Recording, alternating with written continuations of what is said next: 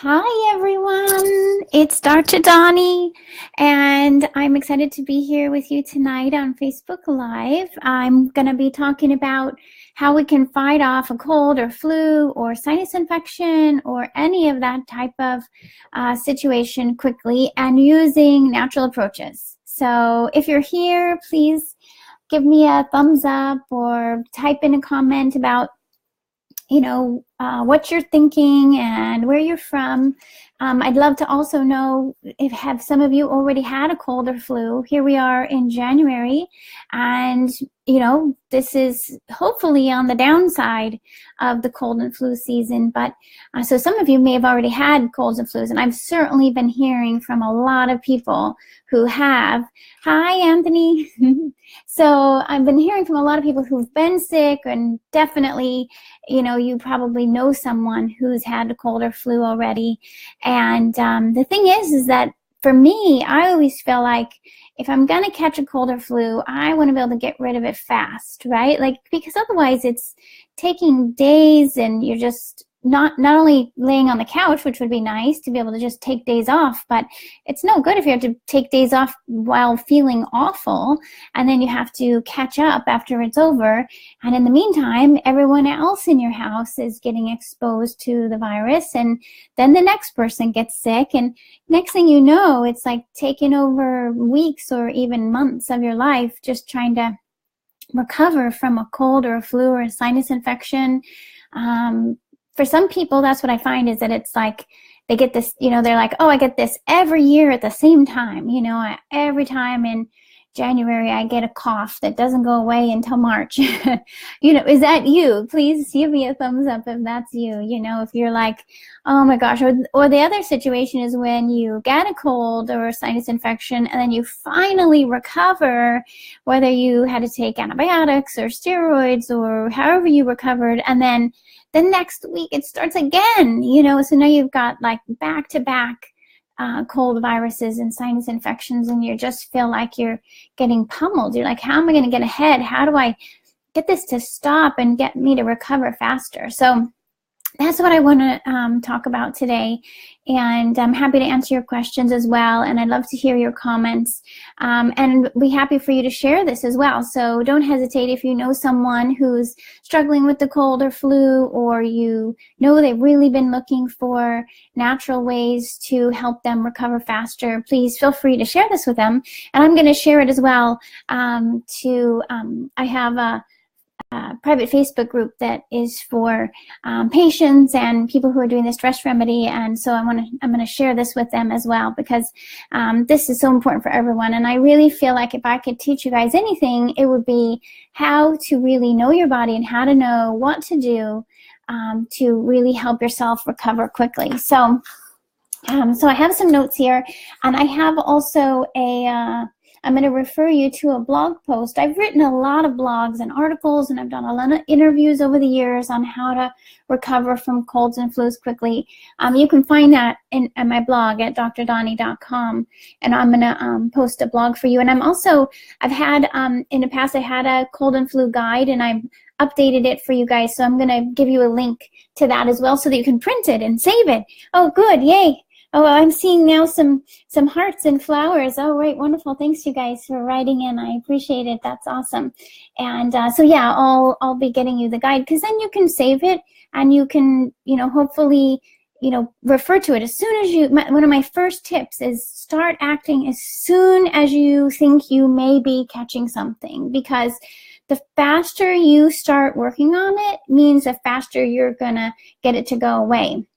Believe me, I've had colds and flus and sinus infections. I've been through all of that. I mean, especially in years past when I was in naturopathic medical school, because we know that when we're stressed and we're pushing ourselves to the limit, that stress lowers our immune system. And so we're more susceptible to catching viruses when we're stressed. And so when they research stress and likelihood of catching a cold virus, they tend to research students, because students are known to have high stress levels. And but of course, those of us who are not students also can have high stress. And so if you know that you're under a lot of stress right now, meaning you have a lot on your to-do list, you're working long days and not getting enough sleep, then you've got to be prepared, because these viruses are around. They're, inevitably you're going to get exposed, especially if you travel a lot or you're around other people who might be sick, right? Then it's very easy those viruses just, are all around. So the best strategy is for you to have an immune system that's ready to fight off those viruses. And that's what I find has worked for me. Cross my fingers, based on what I'm doing, I haven't had a cold or flu this year, and it makes such a difference, but what I do, and here's what I'm going to share with you. I'm going to share what I'm calling these 5 important steps. Try to really put it into 5 steps for you guys to make it simple. So I want you to have the information, but I want it to be simple so you can remember it and bring it to mind when you need it, and know that it's based on not only the studies and clinical evidence, but also, what I see for myself and for my patients over the years. So the first thing is really to be as prepared as you can on a daily basis, because if you're following what I call care activities, then your body's already better at fighting off viruses and bacteria, any kind of infections. So care activities the C is for clean eating. So clean eating meaning to be avoiding sugars and I would say avoiding gluten and dairy or whatever your food sensitivities are, because if you're eating foods that trigger your immune system, it's like your body's already busy trying to protect you from these foods, and it's not going to do as good of a job protecting you from other infections. Make sense? Tell me if you guys are with me on this. So I really want to support those of you who you already know your food sensitivities and you're working hard to stay away from those food sensitivities, because it means you're going to be better able to fight off all kinds of viruses and other infections. Also, to be avoiding sugar, alcohol, yay, thumbs up, good job those of you who are doing that already. It's going to pay off, it's going to make you well. And really, actually, one of the points I like to make is the longer you're avoiding these food sensitivities, the better you're going to fight off infections. So if you just started, say, to eat gluten-free, you might still be susceptible to a cold, virus, or sinus infection, but the longer you're avoiding gluten, the better it gets. The less you're likely you're going to get sick, and the faster you're going to fight off whatever you catch when you do get it. So avoiding food sensitivities, I can't emphasize enough, and just clean eating in general, meaning being mindful to watch out for high sugar and processed foods and all of that, staying to your healthy fruits and vegetables and proteins and fats. So then the A in care has to do with getting adequate sleep.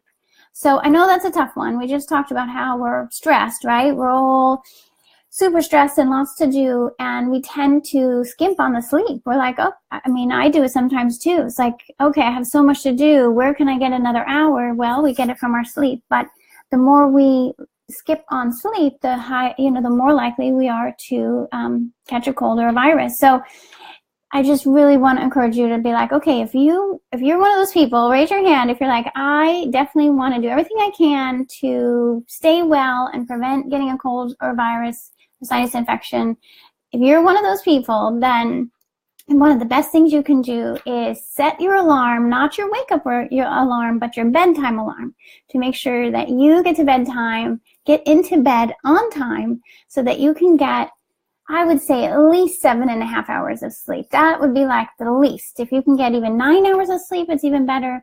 But the more you can get sleep every night, right? Have you guys noticed, like, if there's times when you didn't get enough sleep, is that right exactly when you catch the cold, right? When you're like, all of a sudden you've got the sore throat and the congestion, and you're like, shoot, of course it was right after that weekend when I had a party and I didn't get enough sleep. Then of course that's when you got sick, right? That's when your immune system was down. So that just shows you the better you can be sleeping and eating well, then that's going to help protect you.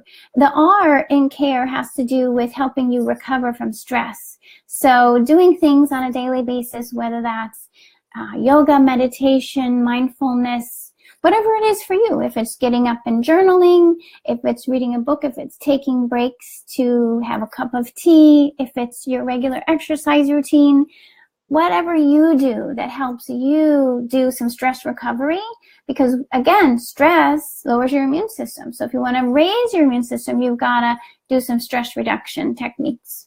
And then the E actually in care has to do with exercise. So there again, we know that exercise helps reduce stress, but it also helps with the immune system. So if you can do some regular exercise or movement of any type, if you've not been exercising regularly, you're going to probably need to start a little slower. Like you're going to need to start maybe with, 5-10 minutes of exercise and then build from there. So, do what's appropriate for you, but exercise can definitely help prepare you for fighting off infections like colds and flu. Okay, let's see. So step 2, I consider it to be being proactive. So this also has to do with your state of mind. Like I've been there too, where I'm like, as soon as I know that I'm catching a cold or something, I'm like, I just get bummed, right? Like you just are like, darn it, this is terrible. Now, what am I going to do? I have so much already, and now I'm not feeling well. How am I going to keep up? So part of it is just kind of catching yourself in your mindset and going, okay, no, as soon as I notice that I have a sore throat or runny nose or however it starts to come on, a fever, start to feel run down, get your mindset in a place where you're like, I am going to come at this. I'm going to get this. I'm going to fight off this virus, and I'm going to feel better faster. And what I find is when I come at it with that mindset, it gets better faster. If you're in this mindset of like, oh my gosh, this is going to be forever, then it's probably going to last longer. So really check your mindset, I would say, and make sure you're like, okay, have you guys noticed this? Please tell me if you've noticed that, like, when you're like, okay, I'm going to fight this, I'm going to get it, that you actually get better faster. And part of that is just, again, really noticing as soon as you notice you're getting sick and right away making a change. And this is actually my step 3, which it has to do with, like, as soon as you notice, then you're going to, if you haven't already been eating clean, then immediately there goes the sugar. No sugar, no dairy, no gluten, because the dairy tends to create more phlegm, and bacteria love that, right? So the thing is that a cold or flu is caused by a virus. And what can happen, though, is the virus creates all this liquid in your sinuses, and then the bacteria love that. The bacteria love when there's a lot of liquid there. So what you want to do is you got to keep this phlegm and the liquid down in order to prevent a bacterial infection from coming in. Because when the bacterial infection comes along, that's then when, it's antibiotics and steroids and all those other treatments that come along with usually treating a cold or a flu. So we want to try to prevent all that. We're going to try to just right away go, I'm going to eliminate the dairy and gluten because those aren't helping. They're going to make it last longer. Eliminate alcohol, sugar, and just start going, okay, I'm sorry, I got to cancel my plans. I got to go home and take a nap. And even before you jump in bed to take a nap, I would do, if you have a sore throat, one of my favorites is a saltwater gargle. So you just get some filtered water or distilled water, put in some salt or sea salt, and then gargle and spit it out, and the salt water, well, salt in general, first of all, it's antibacterial. So if there is any bacteria that are there, then it's going to kill the bacteria. Say if it's strep bacteria, it can even work on killing strep bacteria.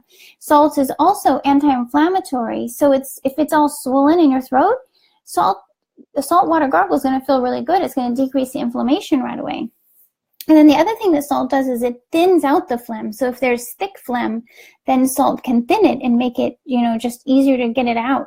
And again, that's one of the main goals is how do we get rid of this liquid? Because if we get rid of the liquid, right, then the bacteria just are not going to be able to hang out. So I'm always thinking strategically. I'm like, how can I be so strategic? This is why I've tried this on myself and my daughter and all these years to figure this out. So that's what I'm sharing with you is here's what I figured out that helps. And saltwater gargle right away. And frequently you can even do saltwater gargle a couple, 2-3 times a day if needed. But I would do that right away as soon as you feel that sore throat because it's going to get better a lot faster that way.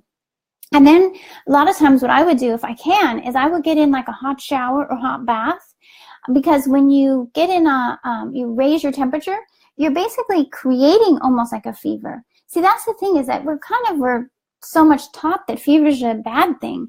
And actually a low-grade fever is a good thing, because the fever is your body's way of killing the virus. Viruses can't live when it's hot temperature. So our bodies make a fever to help us. It stimulates the immune system. It helps kill the virus. Now, if a fever gets to be, like in a child, if it gets to be like above 102, then that's a concern. Or even in an adult, if it's above 103, then, we want to take action to help to decrease the fever. So we're not talking that high, but I'm saying, hey, it doesn't hurt to get your temperature a little bit up, like maybe 99, because you're going to be better able to fight off the virus. So I like to get like a hot shower or hot bath, and then I get in bed all bundled up warm and sleep.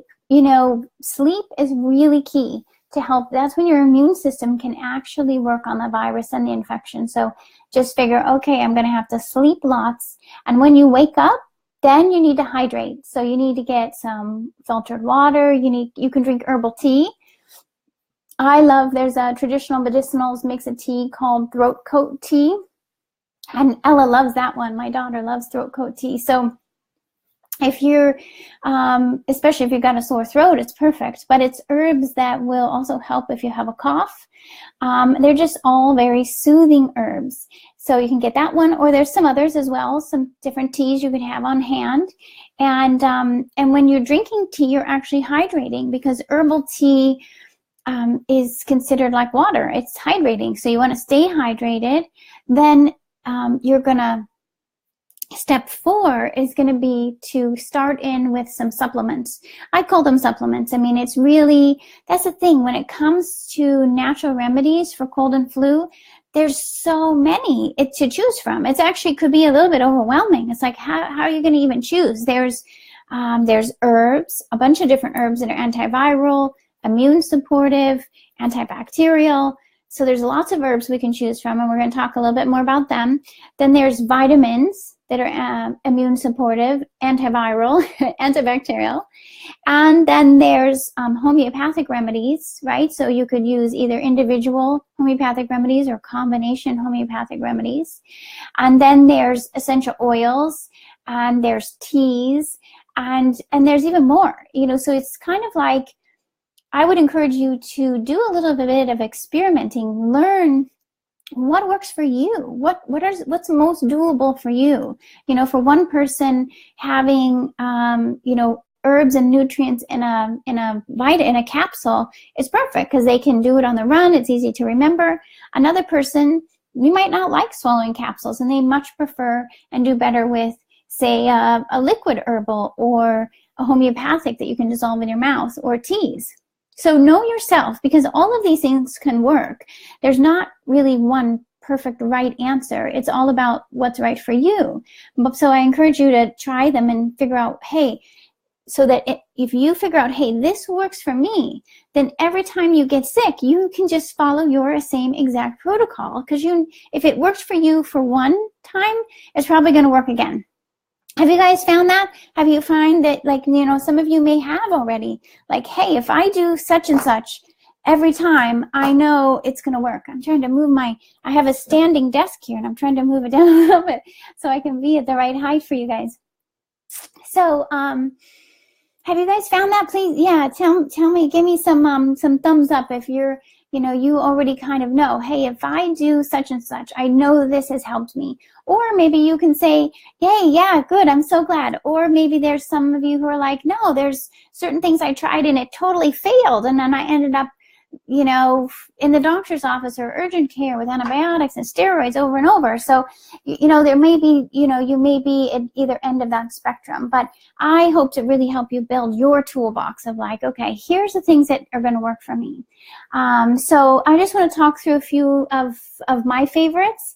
And again, there's many options. But to me, what I'm thinking is simple. Like, I want to make it so, because if you have, like, a bottle of vitamin A and a vitamin C and zinc and echinacea and garlic, and they're all in separate bottles. Now you got so many to keep track of. You already don't feel good, so you're like, forget it. So best is if we can kind of get them in combinations that work. And again, for some people, powders are better. Some people, or liquids are better. And those are all available, so also for children. So there's so many things we can do. For example, there's a product called EHB. And EHB has in it the vitamin A, C, zinc, echinacea, garlic. Now, of course, if you're allergic to any of those things or you don't do well with any of those things, that's not a good product for you. But if you're one of those people, hey, I can take all those things, now you've got it all in one. Let me see. I brought some of these in here for you so I could show you. So here's this one called EHB. Let's see if I can turn it the right way so you can see it. EHB is the one that has in it the A, C, zinc, echinacea, garlic, bromelain, Oregon grapefruit, and goldenseal. Now, I usually think of echinacea as mostly antiviral, and the research really shows that it's, it works great as an antiviral. It really boosts the immune system, and a lot of times people think of it as, it's really good at using right when you notice you're sick. I mean, you can use it over time, ongoing, but especially it's great when you just start putting it in. It's going to start working right away. And Goldenseal I think of a little more as antibacterial. Even though you may not have a bacterial infection yet, it's a good idea to start putting in some herbs that are antibacterial to prevent those bacteria from showing up. We want to stop them from happening. If we can prevent the bacteria from coming and it just stays as a viral infection, you're going to get better way faster. Now, one way to tell, by the way, if it's viral or bacterial, have you guys wondered this? How do you know if it's viral or bacterial? A viral infection generally will be when the fluid, when you're blowing your nose or coughing, the fluid will be clear or more like maybe a little bit white, but clear. If you get yellow or greenish colored, when you're blowing your nose and you get like some yellow or green, or you cough up yellow or green, that means that there's some bacteria there. Not to be, afraid of it, but just so you know, okay, as soon as I see yellow or green. And so that's usually the first question I'll ask. If you contact me and say, I got a cold, I need help, one of my first questions will be, do you see yellow or green? Because then I know whether we need to go to some antibacterial approaches. The other thing I'm going to ask you is, do you have a fever? Do you have a healthy fever? Is your fever too high? Do we need to do some things to help get it in a safe zone? For example, one of the best things if you have a high fever or to prevent too high of a fever is to stay hydrated. Did you guys know that? Like, the best thing you can do is drink water, drink herbal tea, because when you're hydrated or your child is hydrated, they're less likely to have their fever go way too high. So if you're noticing that fever is like, 101, getting close to 102, then ask yourself, okay, have I had some fluid to drink? And then just notice when you do, your temperature will probably come down a little bit. Again, I wouldn't take things to suppress the fever unless it's really necessary, like if that temperature is going really high and you're really feeling awful, because the fever is actually a good thing. It's helping your body. It's helping you fight off the virus faster. So if it's just a mild fever, try to stick with it. Try to let it work. And okay, so there's the EHB. That's got like the vitamin. Well, it's really half beta carotene, half vitamin A, right? Because beta carotene turns into vitamin A. And vitamin A is antiviral. I'll use it all the time in practice as an antiviral, but we do have to be careful with vitamin A, mainly because we don't want to go to too high of doses if there's a possible pregnancy. So if you're pregnant or might be pregnant, you're not going to want to go above 10,000 IUs of vitamin A per day. And the other thing is, if we don't, in general, we don't want to go over, say, 300,000 IUs of vitamin A on a regular basis. So we have some room to work with vitamin A. And if you're working with me directly, that might be something that I recommend, is maybe even a little bit higher doses of vitamin A, because it can be really great at being an antiviral. So sometimes we'll use, and this again, it's best to work with a practitioner to help you with this, but sometimes we'll use a little bit higher doses of vitamin A, 25,000, 50,000 IUs. But say in a product like EHB, you would be getting, maybe more like about 4,000 IUs of vitamin A. And so it's, at least you're getting some, and it's working as an antiviral. Same with vitamin C. Now the thing about these nutrients and the herbs like echinacea and goldenseal is they work best if you repeat the dose frequently. So if you're only going to take it once a day, I mean, it's going to help a little bit, but it's just not enough. Think of it as these nutrients and herbs, they only last a couple hours. So by the time 3-4 hours goes by, now that effectiveness has dropped off and you're on your own again. So you really want to go, okay, I need to take this morning as soon as I get up, middle of the day, evening, bedtime, so that you have more like a constant state of activity from these nutrients and herbs. So if it's, say it's the vitamin C and the zinc and the echinacea and the goldenseal, even if you do have your own separate products, and even if you have like a tincture that you prefer, you want to do frequent dosing. Think of it as you got to just keep that effectiveness steady. And by the way, this blog post that I'm going to share with you, I have more details in terms of dosing, because it's a little bit much to share here on the video. But if you're wondering, okay, what's the right dose, then definitely refer to this document. I'm gonna post a link for you, and I can also, like I said, I'll post where I can email you the PDF so you can have it, and definitely work with your naturopathic doctor so that you're sure you're on the dose that's right for you. Okay, so let me just show you, like, say for example, this is a liquid herbal, this one's called Respigard, and a lot of times this one has been great for children, although we use it for adults as well.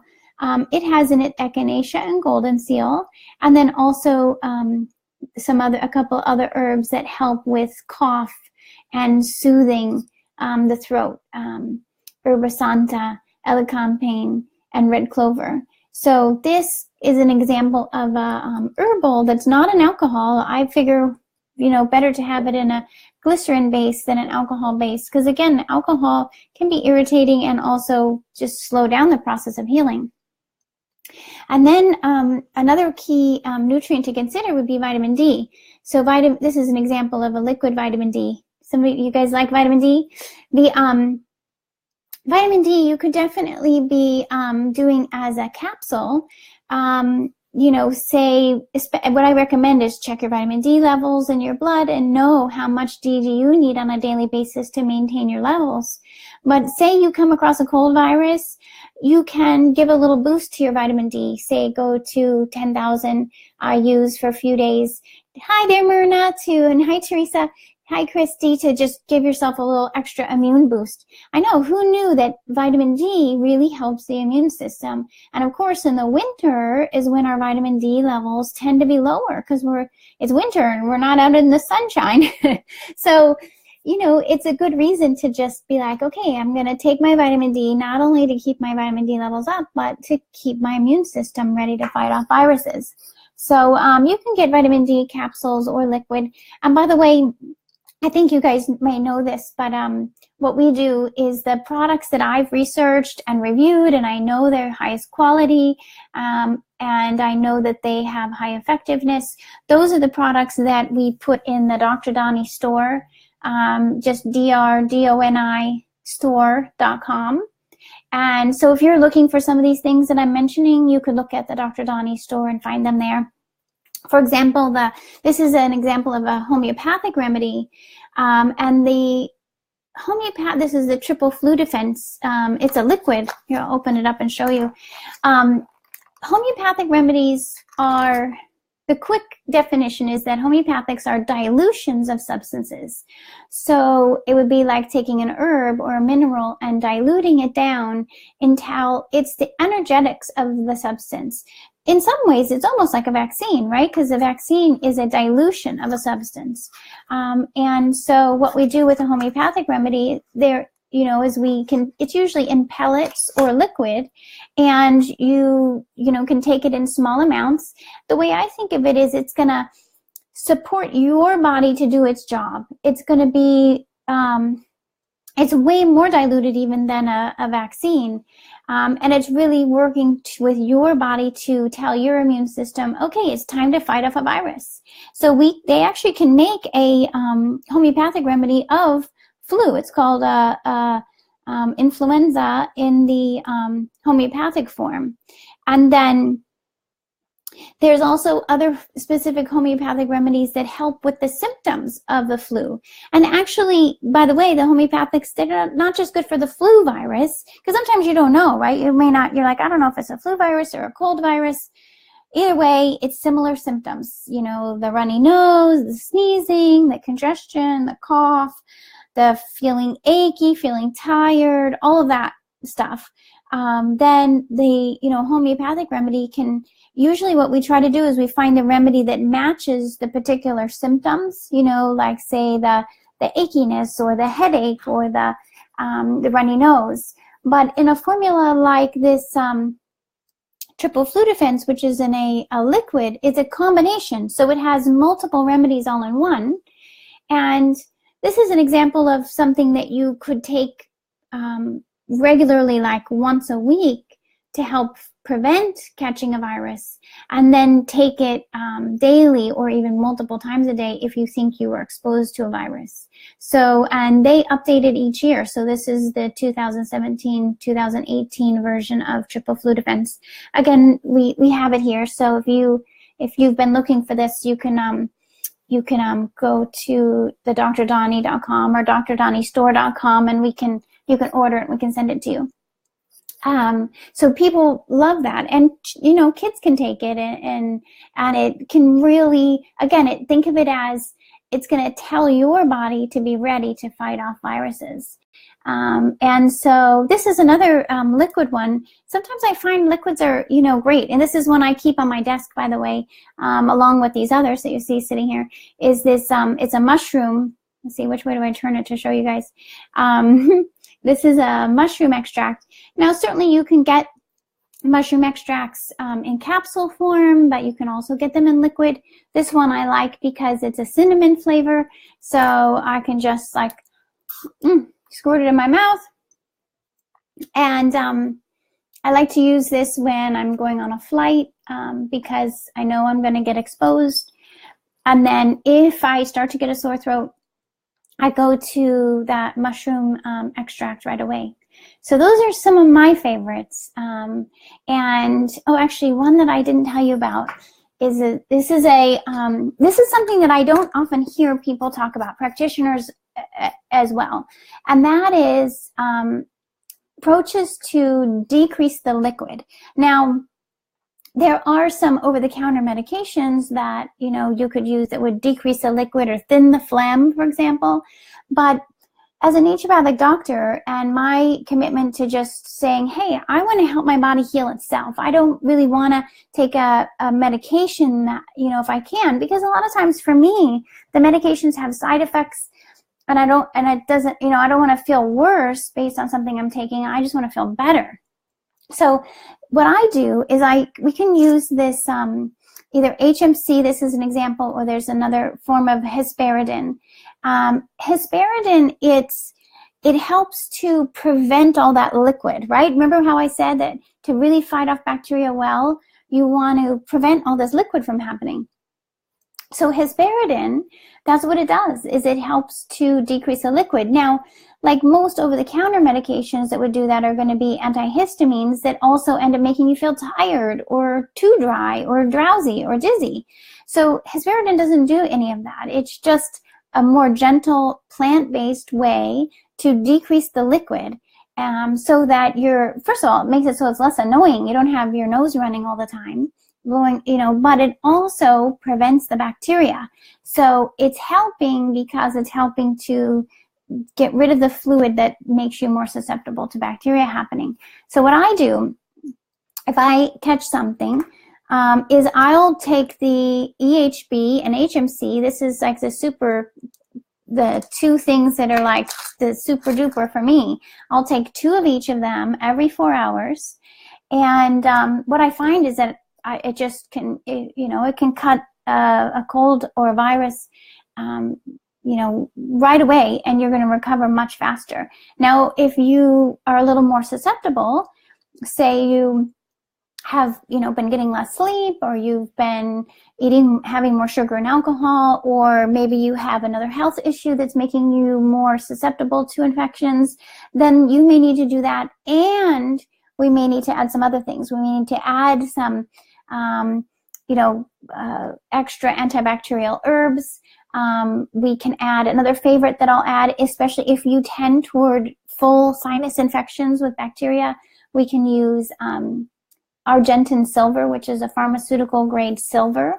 I know if that's the first time you're hearing that, it might sound strange, but we can use pharmaceutical grade silver that's so tiny, nanoparticles, that it doesn't add up to silver in your body. But silver is antibacterial, so we can use it oral, we can use it as a sinus rinse. And by doing this, I'm able to help people get through even a bacterial sinus infection. But if you're to that point, I definitely recommend reaching out to a naturopathic doctor to help you, because, the first time through it, you're going to need some help. You're going to need some talking through, what do I do next? Is it getting better? And sometimes it's just you're feeling anxious and worried because you've never done it before, right? But have some of you been able to, I'm really being curious, have some of you, once you've kind of learned these tools, have you been able to successfully get through a sinus infection? Because, I always love to hear that from people. It's like one of our biggest celebrations is like, oh my gosh, I got through a sinus infection without having to do antibiotics and steroids, because thank you, yay, big hearts, because you actually taught your body and you supported your body to be able to recover on its own. So that's our goal, and that's what I want for all of you guys. So if you're in that spot, if you're one of those people who you're like, oh my gosh, I keep getting sinus infections, I keep having to be on antibiotics, it's worth it to work with a practitioner who can help you to get through that. And in the process, what you're going to find is not only did you prevent yourself from continuing to get sinus infections, but you're also going to get your body well, because really it all goes together, right? The healthier you are, that's why I always start with talking about those care activities. The healthier you are, then the better you're going to fight off infections, and it's not going to be dragging you down over and over again. So anyway, okay, so let's see. I think I covered everything. Oh, my number 5 had to do with helping if it does become bacterial. So I was mentioning we can go to other antibacterial herbals, and we can use the Argentine silver, and there's some other things we can do if it does become bacterial. So, there's things we can do, and if necessary, say you have to be on antibiotics, that's okay. We can do all of this alongside of that. So don't give up. If you're like, oh my gosh, okay, it's too late, I got to get the antibiotics and get the steroids and, get through it. Yeah, okay, get the prescription. If you need it, you need it. But let's also do these other steps, because what I too often see is people will be on antibiotics and steroids, and then it never gets better, or they get sick again. So, it's better to do all of it. Really get your mind in it and say, okay, I'm getting this. I can do this. I'm going to feel better. I'm going to fight this off quickly. And I think you're going to be really surprised how well it works. So anyway, thanks again so much, everyone, for joining me.